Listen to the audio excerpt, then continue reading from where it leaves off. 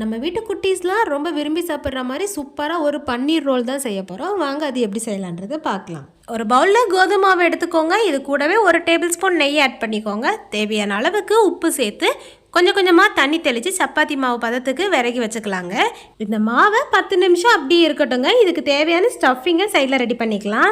பவுலில் 2 table spoon தயிர் எடுத்துக்கோங்க. இது கூடவே ஒரு 1/2 டீஸ்பூன் மஞ்சள் தூள் சேர்த்துக்கோங்க. காரத்துக்கு ஏற்ற மாதிரி மிளகாய் தூள் சேர்த்துக்கோங்க. 1/2 டீஸ்பூன் கரம் மசாலா சேர்த்துக்கோங்க.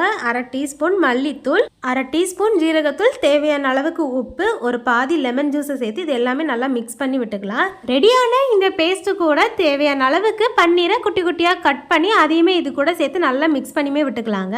கடாயில் 2 டேபிள் ஸ்பூன் எண்ணெய் ஆட் பண்ணிக்கோங்க. எண்ணெய் நல்லா ஹீட் ஆனதுக்கு அப்புறமா நம்ம ரெடி பண்ணி வச்சிருக்கிற பன்னீரை இதில் சேர்த்துக்கலாங்க.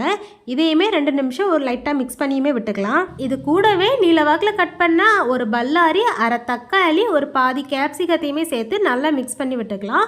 ஒரு 2 நிமிஷம் மூடி போட்டு குக் பண்ணிவிட்டு ஃப்ளேமே ஆஃப் பண்ணிவிட்டு அதுக்கப்புறமா இதை நல்லா மிக்ஸ் பண்ணியுமே விட்டுக்கலாங்க. ஸ்டஃபிங்க்கு தேவையான பன்னீர் மசாலாவுமே சூப்பராக ரெடி ஆயிடுச்சுங்க. இதை அப்படியே எடுத்து ஒரு பவுலில் மாற்றிக்கலாம்.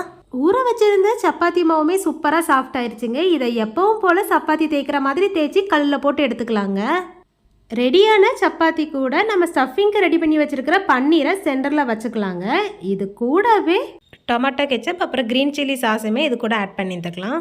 வேணும்னா இது கூட மயோனைஸ் ஆட் பண்ணிக்கலாம், இல்லை அப்படின்னா ஸ்கிப் பண்ணிக்கலாங்க. இதை அப்படியே ஒரு ரோல் மாதிரி செஞ்சோம் அப்படின்னா சூப்பரான பன்னீர் ரோல் ரெடி ஆயிரும். இதோட டேஸ்ட்டுமே ரொம்ப சூப்பராக இருக்கும். குட்டீஸுக்கு ஈவினிங் ஸ்நாக்ஸாக இதை செஞ்சு கொடுக்கலாம். ரொம்ப ஃபில்லிங்காக இருக்கும், அதே டைம் நல்லா ஹெல்த்தியாகவும் இருக்கும்.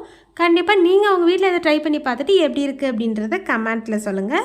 உங்களுக்கு பன்னீர் ரோல் பிடிக்கும் அப்படின்னா இந்த வீடியோக்கு ஒரு லைக் போட்டுக்கோங்க. நம்ம சேனலுக்கு சப்போர்ட் பண்ணி மறக்காமல் சப்ஸ்கிரைபும் பண்ணி வச்சுக்கோங்க. நாளைக்கு வேறொரு இன்ட்ரெஸ்டிங்கான ரெசிபியில் சந்திக்கலாம். பாய்.